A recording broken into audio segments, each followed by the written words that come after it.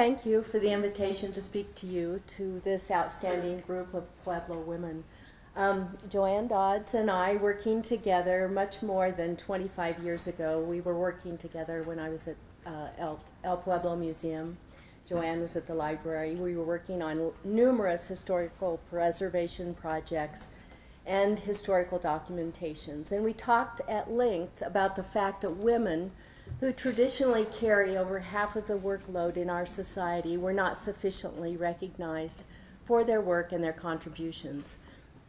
I had come out of a socially and politically active college and working life in Kansas and North Carolina, where right after college in the 70s, I was part of a group of women who started a newspaper called the New North Carolinian Woman, and our political activity gave a voice to poor black women in South Raleigh whose homes were being taken out by urban renewal projects. I was fortunate to have come of age at a time in our society where young women believed, without a doubt, that we could make a difference, and we set out to do so. Moving to Pueblo to work in city planning and later in historical museum work, my social interests continued. I became interested in developing museum education programs which recognized the wonderfully rich history of the early settlement of Pueblo by Hispanics due to the Spanish land grants. I came across the history of Maria Teresa Teresita Sandoval Suazo, a rancher and settler born in 1811 in Taos, who settled in this area in 1836 at El Pueblo and also along the Hardscrabble and Greenhorn. Joanne and I also discovered Dr. Louisa T. Black, a female physician who practiced in Pueblo at the turn of the century. Her beautiful home on Michigan Street and her office, which has since been torn down, were across the street from my home. But her documented historical history was very sparse, and we set out to recognize her historical contribution to the city of Pueblo. These are just two of the many Pueblo women who sparked our interest. We wanted to talk to these women and ask them how they rose above the expectations for women in their time to lead the life they did. So as Joanne and I would discuss these amazing women, we felt the need to recognize the current amazing women working in so many valuable ways in our community while also providing for their families. You are those women, and you are making a difference in our local and national society. We did not want the historical record to be devoid of your efforts, and we recognized that if we did not help create that record, no one else would. Women take responsibility for their own lives and their own history in many ways, and by partaking in this event and this documentation, we thank you for your contribution.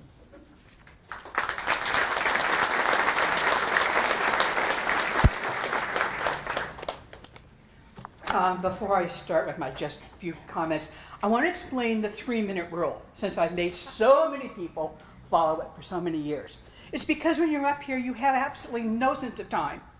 And people didn't want that to happen because the people that we invited or were recognizing were on lunch hours. Most of them were working. So we wanted to be able to have you come, be honored, and get home equally. So 3 sentences was the rule. I'm not going to follow it.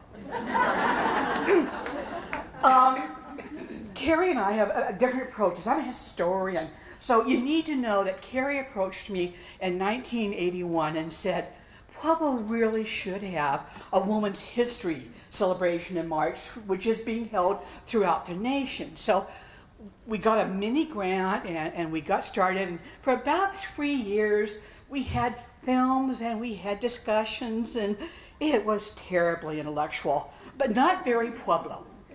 And so, we kept asking people to do Pueblo stuff. Well, by 1990, I had lived in Pueblo since '73, but I was still a newcomer, so I gave myself the task that I would find some Pueblo women, historically, who needed to be honored. And so I came up with, Carrie helped me find some money, and Dillard's, our Denver department store rather, had a sale on picture frames. And I did the research on my own time, and my husband is a photographer, so he printed photographs for me. And on our dining room table in our apartment, we put together the first 25 representative Pueblo women, and the library did a handout. And this is the beginning of what we have today. Okay, so the next year, you know, and I did it with the message, I want you to go forth and do the same thing. Okay, many of you are mothers, you know that doesn't work very well.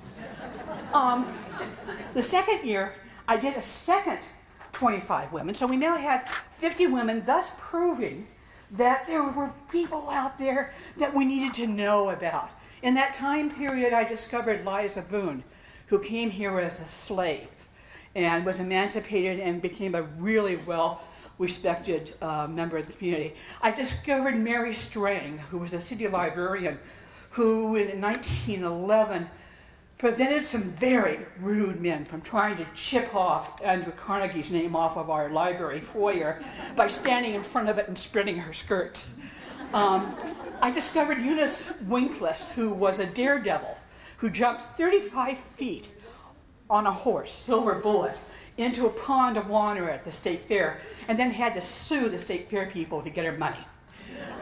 Discovered people from every ethnic group, every economic situation, and so after the second year, brainstormed it and decided that, okay, we would start with an awards program where we would honor both historical figures and contemporary ladies. And the library would result in having an archive of materials that, in my opinion, are unique. Because too often, the women that we know are either the rich, the famous, or the notorious. Where most of us are just basic people who get it done. And over the years, as a result, I developed a totally different appreciation about women. Big surprise to all of you, we're different than men. We care about different things. We fight for different things. So, in summary, I want to thank Carrie for being the woman who said we should have a Women's History Week. I'd like to thank Noreen Reif, who was my partner in crime in almost everything I did for years and years. I'd like to thank Paulette Stewart, who created some porcelain dolls, there Paulette is, who are still on display. They were at El Pueblo for years. Now they're at the Heritage Center. She also made it possible to do this booklet when it was our 20th anniversary of the week. And most important, I would like to thank every woman and every organization that went to the trouble to nominate someone. We have, as Carrie said, everything from mothers, which my all-time favorite woman is Ida Carlson, a Swedish lady who had 10 daughters. And at a time period where it was totally socially acceptable to put your children in an orphanage, she ran the Davenport boarding house, which she rented from CFNI, for over a decade, taking care of all the people in that boarding house and her children. That is one whale of a lady. The kind of woman I think we should have more of. So, in conclusion, thank you for everyone who has supported this project, because I think you will help someone 100 years from now know something different about Pueblo than what they would have known otherwise.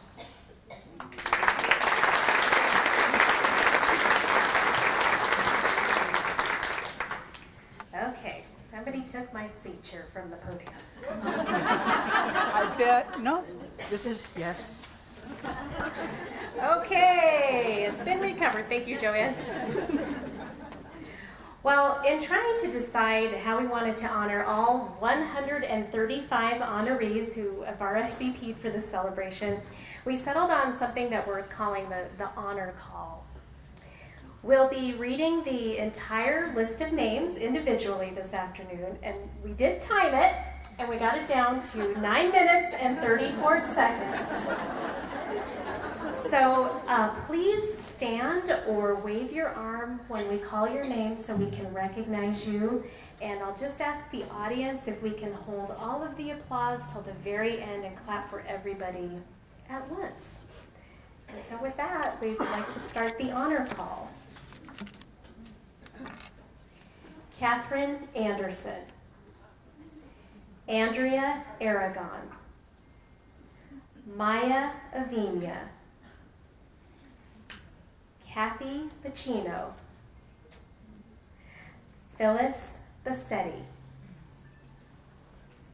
Marianne Beauvais,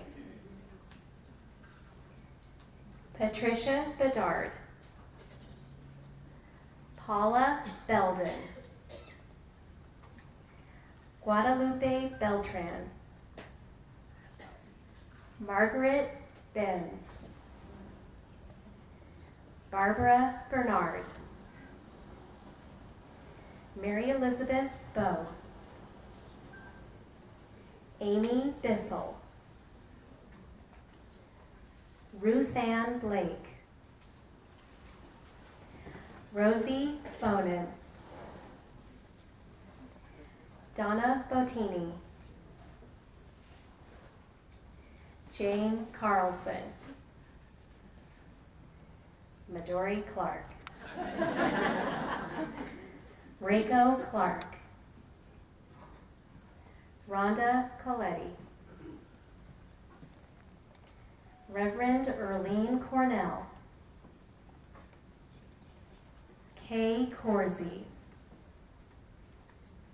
Dr. Ann Courtwright, Sheila Cover, Shirley Kulig, Tabitha Davis, Marlene Delahant, Merrill Denny, Betty Jean DiPietro, Michelle Delorier, Lavelle Dixon Mason, Joanne Dodds, Debbie Fortune, Brenda Galassini, Catherine Garcia, Josie Garcia, Linda Garcia, Charlene Garcia Sims, Charlene Gardner, Jean Gardner, Joni Giratano, oh darn it, Joni Giratano. Thank you. I was doing so well. Karen Gladney, Karen Graham, Kathy Hamilton, Eleanor Ham, Carol Hart, Mary Hart, Margot Hatton, Dr. Mary Hodges, Dora Hyder, Peggy Jastromensky, Nancy Jentz, Doris Kester, Carol King, June King, Shirley Noffelk, Rosemary Knight, Kathy Knox, Carrie Kramer, Julie Kuhlman, Carol Lang, Sandra LeMasters, Karen Lilly, Carol Lotes, Betty Lunn, Shirley Joan Mace, Patricia Gail Manzanares, Liz Marco, Janice Martin, Celine Martinez, Eloisa Martucci, Marge Mastrini, Christina McCann, Donna McGeaney, Jeanette Meyer, Connie Makita, Jane Milne, Fawn Amber Montoya, Freda Moore, Lisa Moore, Eva Muniz Valdez and John Valdez, Barbara Murfitt, Ruth Nuremberg, Sherry Nunn, Christine Nunn Garcia, Rosanna Padilla, Lois Post, Linda Pitts, Patricia Ramsey, Cynthia Ramu, Norma Rainier, Linda Rank, Celesta Jane Rhodes, Noreen Rife, Berna Reiser, Joan Roby, Ann Rokich, Dr. Mary Ann Roldan, Patricia Rooney, Debbie Rose, Pat Rurup, Sophie Ruskin, Alfiria Salazar, Dr. Shirley Salvatore, Leah Samuelson, Phyllis Sanchez, Virginia Santasteven, Donna Seilheimer, Rita Sims, Joanne Snyder, Kristen Spicola, Linda Stefanik, Linda Stetter, Barbara Stevens, Donna Stinchcomb, Nicole Stout, Paulette Stewart, Sandy Studders,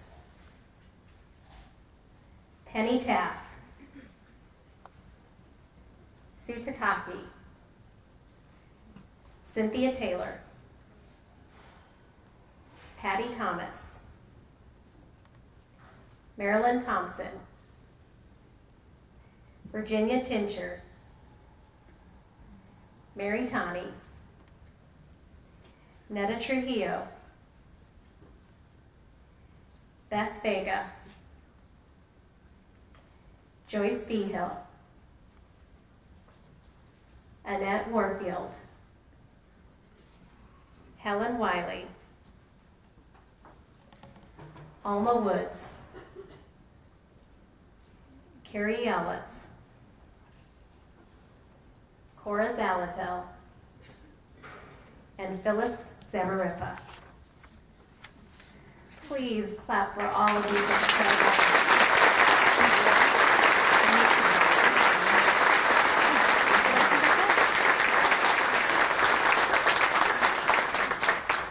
The sin of not reading your note. I forgot an extremely important person, and the co-chair after Carrie left for something else. Deborah Espinoza was my friend and partner in this. So, and Deborah couldn't be here today, but Deborah Espinoza was a key part of this for years and years and years. And I'm sorry, Deborah.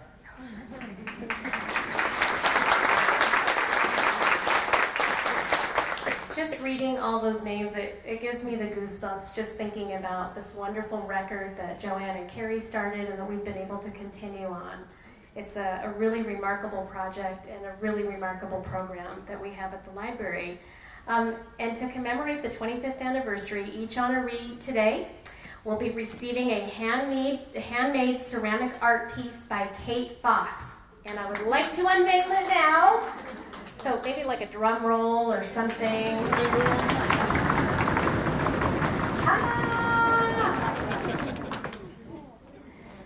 Yes, you can clap if you would like to.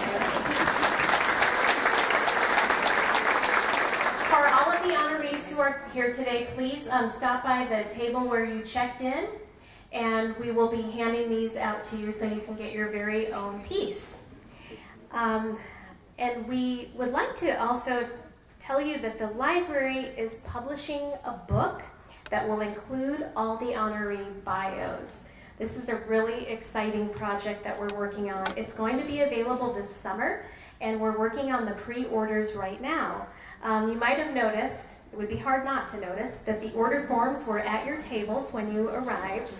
So if you'd like to order a book, please fill out the order form, and you're welcome to enclose cash or check in the envelope. If you'd like to pay with a card, that's fine too. Just get the order form filled out, and we'd be happy to take your credit card payment where you checked in this afternoon. Finally, the Pueblo Library Foundation is launching a Leadership Institute for young women. We have not announced this publicly. This is the first time we're talking about this, and I thought it would be a very appropriate group to talk to about the Leadership Institute. High school students who are accepted into the program will attend several workshops throughout the first half of 2016. They'll learn about things like public communication, as well as social and business etiquette, volunteer work, leadership styles, as well as some other topics. And at the end of the program, all of the participants will be presented at the Bal de Bibliothèque, which will be taking place in June. That's their kind of celebratory moment where they'll be celebrating what they've learned and the achievements that they've made. This will be a very extraordinary, one-of-a-kind experience for Pueblo's young women. And we are looking for a great cohort of 25 high school girls to kick off this inaugural year. If this is something that you think might interest a high school student in your life, please let me know, and I'd be happy to give you more information about this program. The library is committed in so many ways, starting with Joanne and continuing to celebrate the contributions of all kinds of women in our community. I just want to thank you for being here today for the greatest reunion of Pueblo women. Thank you so much for being here today and celebrating with us. And see you in 25 years for the 50th anniversary. Thank you.